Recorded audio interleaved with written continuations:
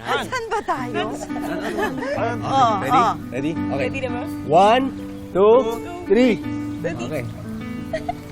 Ano to? Oh. Ito, kami.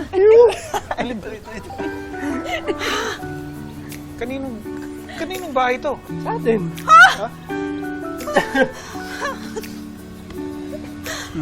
Tulong ni bro.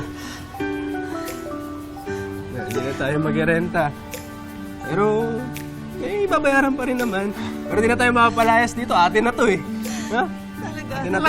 Atin na to, miss. Sa atin to, sa atin to. to. Diyos ko, Lord, maraming salamat. Salamat at binigyan mo kami ng mababait na anak. Oo nga.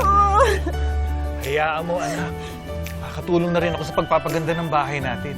Alam mo ba, pinapatawag na ako ng opisina para makapagbarko ulit.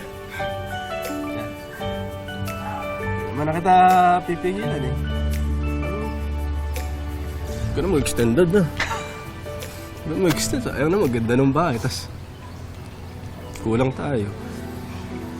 Eh, pag kumpleto tayo, matatawag ng tahanan. Salamat. Angelica! Magpayo ka naman sa kanila. Walang masama o hindi masama humingi ng payo o kumausap sa mahal mo, lalo na kapag alam mong sobrang bagsak ka.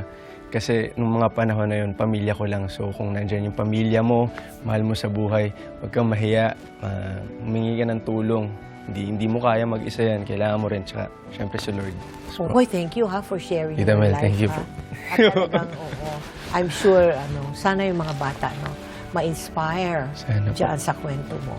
Thank you very much and we wish you good luck. Thank you po. Ha? Don't forget, the Lord. Thank you. Thank you po, Tita Mel.